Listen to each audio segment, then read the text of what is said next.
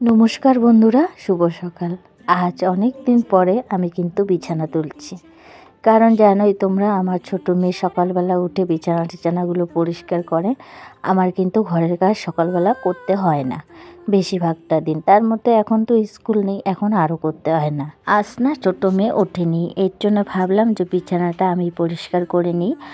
আর ওকে ডাকিনি, ভাবলাম যে না একটু ঘুমাক। আর এদিকে দেখো, আমি যেহেতু বিছানাগুলো পরিষ্কার করতে এসেছি, তো এখন জানালাগুলো একটু আর কি ঝাড়ু দিয়ে নিচ্ছি। আর জানো তো, অনেক দিন পরে লেপ কাঁথা গোছাচ্ছিলাম আর ভাল লাগছিল না, অভ্যাসটা একদম কমে গেছে বিছানা তোলার। জানো তো কি অবস্থা। আজকে অনেক দিন পরে কিন্তু লেপ কাঁথা গোছাচ্ছিলাম আর ভাবছিলাম এতগুলো কাজ আমার মেয়েটা করে। আগে আমি হঠাৎ বলতাম যে বিছানাটা পরিষ্কার কর, আর এখন দেখি ও ডেইলি পরিষ্কার করে, জানো তো। আর এই যে বিছানাগুলো আমার পরিষ্কার করা হয়ে গেল। আর জানোই তো, ঠান্ডার দিনে আমরা রাত্রিবেলা ঘুমানোর সময় কত কিছু জামা খুলতে হয়, সোয়েটার, চুজ প্যান্ট, চাদর, তো সেগুলোও কিন্তু ভাঁজ করে নিলাম। এগুলো কিন্তু আমার ছোটো মেয়ে করে সকালবেলা উঠে।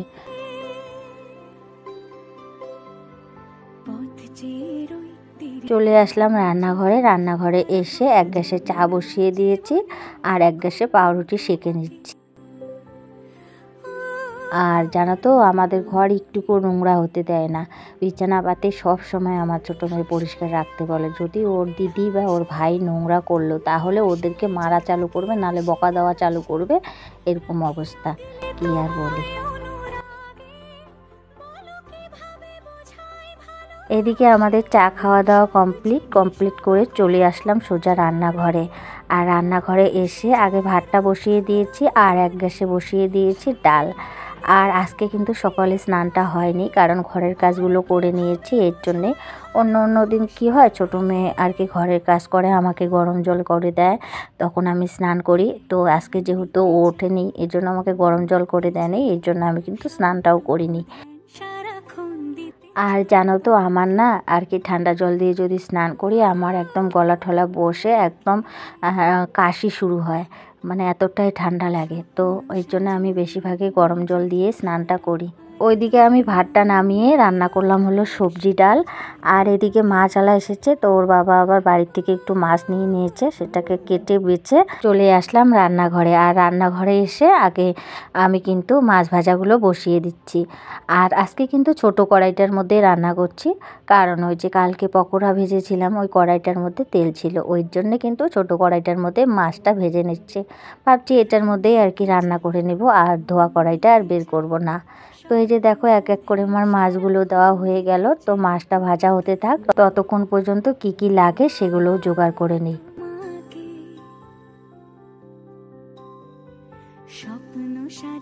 আর দেখো, তোমাদের সঙ্গে কথা বলতে বলতে ওইদিকে আমার জোগাড় যন্ত্র, মাছ কি দিয়ে রানবো সেটাও হয়ে গেছে, আর মাছগুলো আমার ভাজা হয়ে গেছে। এখন এই মাছের মাথাটা ভাজলেই হয়ে যাবে।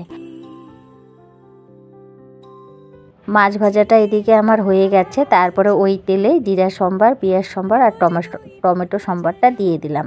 আর এগুলো একটু ভাজা করে তারপরে একটু আলু দিব। আর যেহেতু একটু মাখা তরকারি করব, তার জন্য কিন্তু আজকে আলুটা একদম গোট করে কেটে নিয়েছি। আর দেখো, তোমাদের সঙ্গে কথা বলতে বলতে এদিকে ওগুলো আমার ভাজা হয়ে গেছে। এখন দিয়ে দিচ্ছি এই আলু।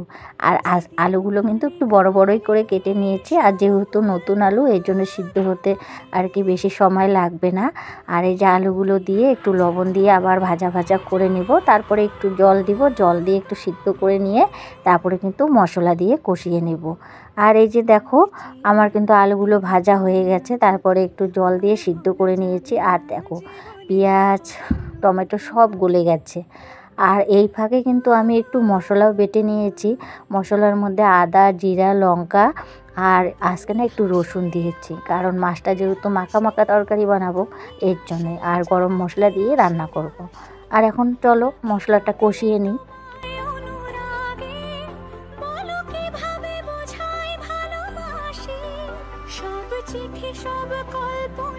মশলাটা আমার কষানো হয়ে গেছে, আর এখন দিয়ে দিব একটু জল, আর জল দিয়ে একটু মাখা তরকারি বানিয়ে নেব।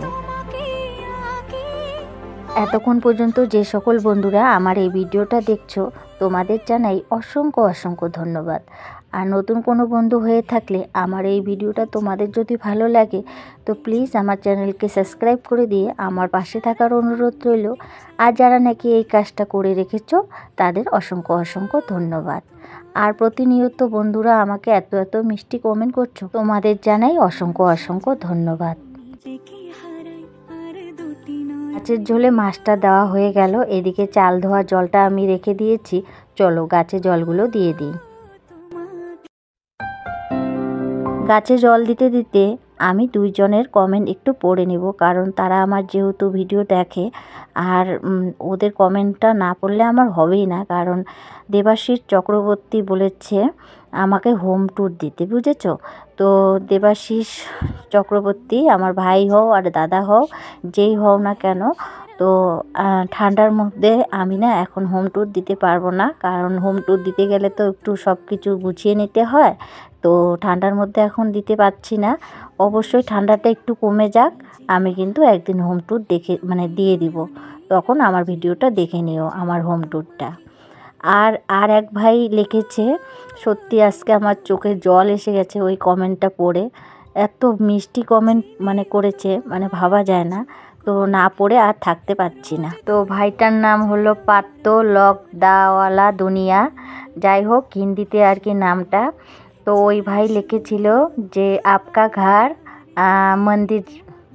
তো এত সুন্দর আমার ঘরটাকে মন্দিরের তুলনা করেছে। তো এতটা ভালোবাসা দিয়েছে এই কথাটা বলে আমি সকালবেলা যখন এই কমেন্টটা পড়ছিলাম সত্যি আমার চোখে জল আসছে, যে না কেউ আমাকে আমার ঘরটাকে মন্দিরের সঙ্গে তুলনা করেছে। আমি ইউটিউবে না আসলে জানতামই না যে আমার ঘরটা মন্দিরের মতন। তো যাই হোক ভাইটা অনেক ভালো, এর জন্যে আমার ঘরটাকে মন্দিরের মতন মনে করেছে। আর ভাইটাকে জানাই অনেক অনেক ভালোবাসা। আর এদিকে দেখো আমি কিন্তু রান্না বান্না করে স্নান করে পূজাটাও দিয়ে নিয়েছি।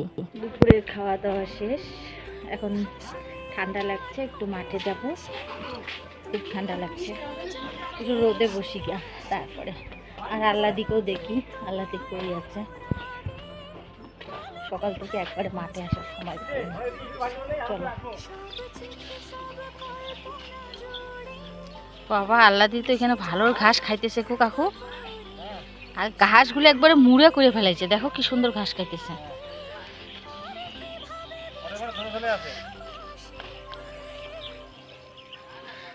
খাক এখানে একটু। এই ঘাসগুলো মনে হয় ওর স্বাদ লাগছে। শুভ সন্ধ্যা বন্ধুরা। আর আজকে সন্ধ্যাবাতি আমার ছেলে দিয়েছিল, আর তারপরে আমি একটু চা করে নিলাম ওর বাবার জন্য আর আমার জন্য। আর ভিডিওটাও এখানে শেষ করছি। ভিডিওটা যদি তোমাদের ভালো লাগে প্লিজ লাইক কমেন্ট সাবস্ক্রাইব করে দিও। আর সবাই ভালো থেকো, সুস্থ থেকো।